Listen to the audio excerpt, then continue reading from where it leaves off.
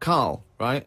What do you think it's like being a crab? If you could go now, your mind into a crab, what would you see? Where would you be? What would you be doing? What would you be thinking?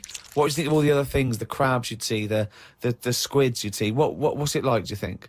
I want you to. It's like creative writing. Just think. Just let yourself go. Come on. It's got to be a crab.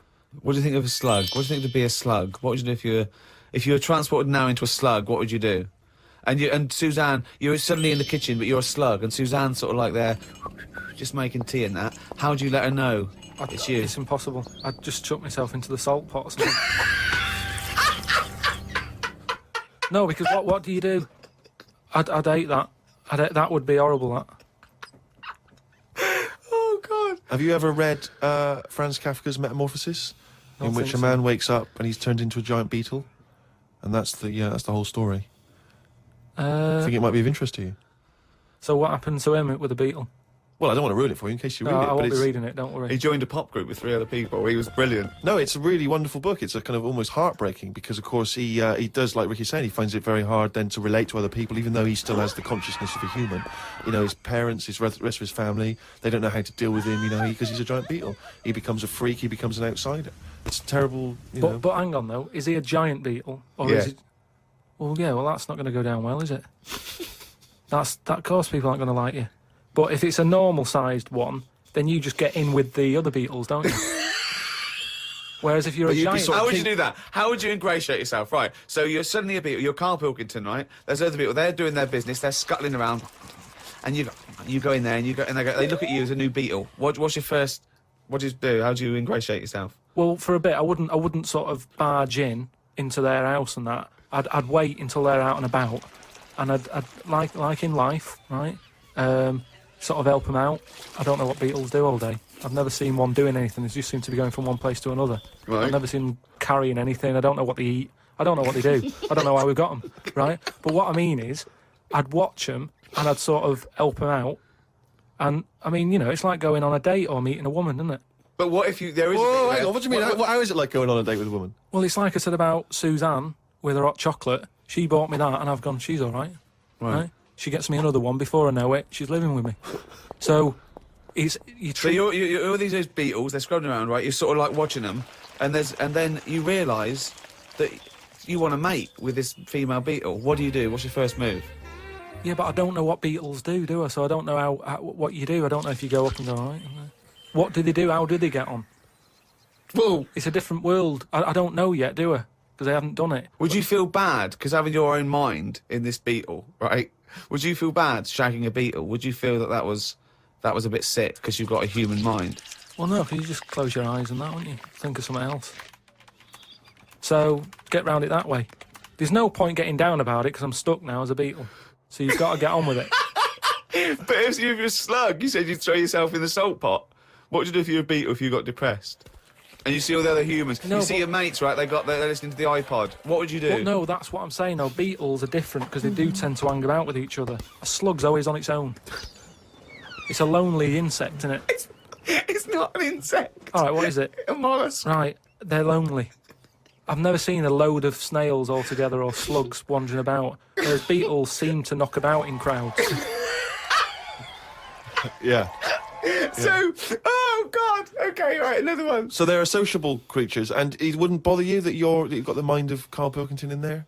Because you can't communicate with these people, because they don't speak English, they don't have any communication with you. Yeah, but if it's happened to me, there'll be another one in there. Okay then, right, okay. What would you do, right? That's the most disgusting thing. What could it be?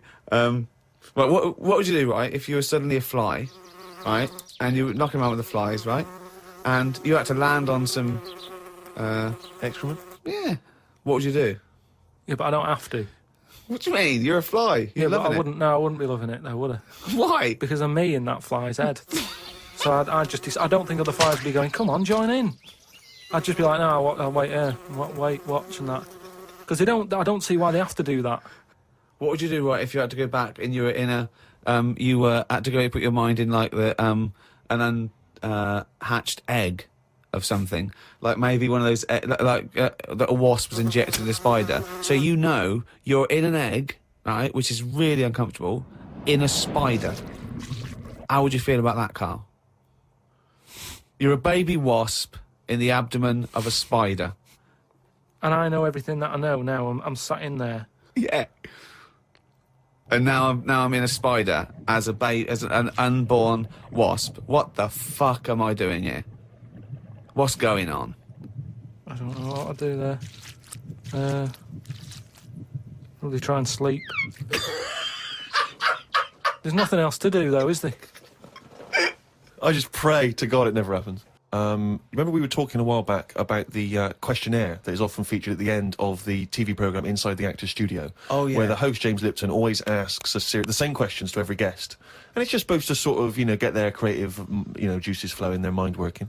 We did ask Carl some of them. We never completed the questionnaire. Oh, let's I thought carry I'd on with fire that a few then. more at him. And that'll also introduce people to the way his mind works a little bit. Okay.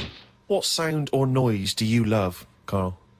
There isn't really one that I love. Nice noises, Yeah. like the ones you get. Like I like going in the park, right?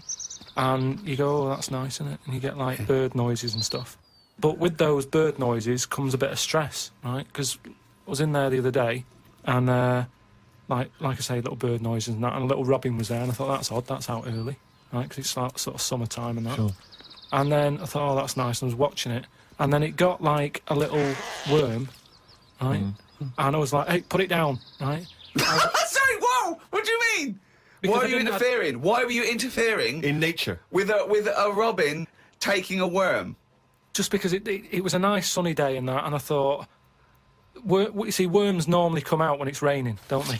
And you go, well, I bet they're happy to die, in a way, because it's chucking it down, it's miserable. They come to the top of the soil then, don't they? Yeah. When it's miserable. But it was a sunny day. That's they don't drown, I assume. No, it's not that, is it? It's just that they hear the water or something falling on the ground and they go up to see what's happening. What? No, wait. But why do they come up when they think it's raining? You're a worm, okay? It starts raining. Tell me your thought process. Well, you just kind of, you're down there, you can't see anything, it's dark anyway. Yeah. So the rain's coming down on the land, the worm goes, what's going on? The worm goes, what's going on? He wiggles up to the top. So what does he do? So it goes up and it sort of sees it's raining, and then it goes back down again, doesn't it? But that's what I'm saying about the What do you mean? What is this world where he goes, oh, it's just rain again? Oh, so that's the 400th time I've been caught out this year. It's rain. I'll remember next time. I won't come up. What do you think a worm is capable of in terms of cognitive thought? What do you mean? Well, a worm can basically tell certain chemicals and certain light patterns. That's all it is, really. Yeah, and It's not thinking. It's not choosing its favourite food. you don't know that, though, is what I'm saying. You don't know what things are thinking. Everything thinks. No, it doesn't. No, it doesn't. No, the thinking. There's something in this room that's not. All right, what about this one, then? What about flowers? Do you think they've got A mind. a feeling? Because here's something that... Again, they use phototropism. They go towards the sun.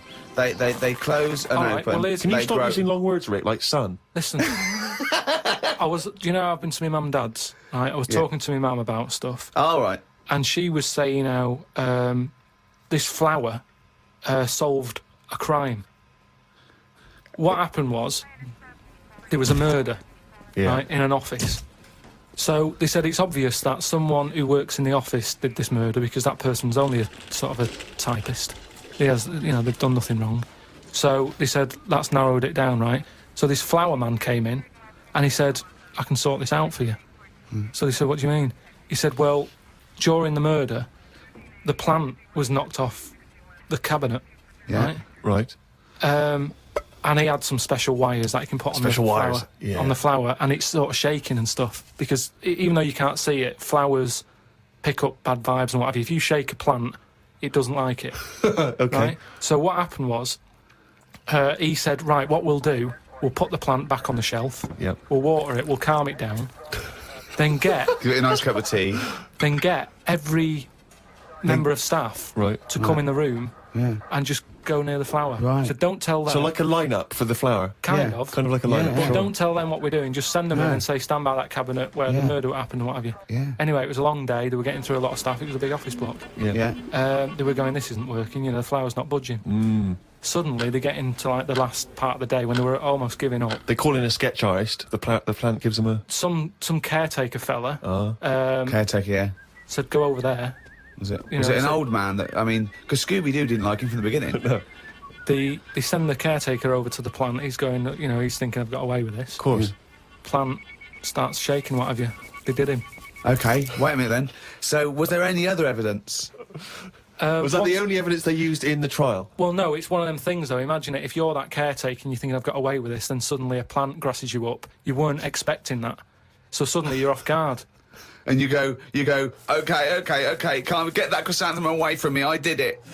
You're talking absolute bollocks. That was one of the most nonsense pieces of shit I've ever heard But in my anyway, life. listen, well, it happened, but... It didn't because you happen. said it. But what I was saying is, about the worm, this robin that I saw that was eating the worm, it had hold of it, and I thought, it's a sunny day and that, give the worm a break sort of thing. So I went, "Oh, yeah," like that, and it sort of dropped it in shock. But then, when it realised I wasn't that near it, it picked it up again and swallowed it. And I just thought, oh... Do you know what I mean? I don't know what you mean, no. I just thought, it's a sunny day and everything. Normally birds are nice noises that I like, and yet there it is going about wrecking lives. Wrecking lives! It was a But it just swallowed it really quickly in that, and I just thought, there's the worm. It came out, it was happy, didn't know what was going on, and it had an extra chance. The robin dropped it, and then it got it again and ate it, and I just made me a bit fed up. Well, do you know why, don't you? You couldn't outwit a robin. The worm was going, "Oh, God, Carl Pilkington." So that's who's been sent to save me, is it, God? You've sent Carl Pilkington. Oh, I'm dead. That's it. Okay, eat me. But all I'm saying is, our bird noises are normally quite relaxing, but not for the worm. Unbelievable. That was one question.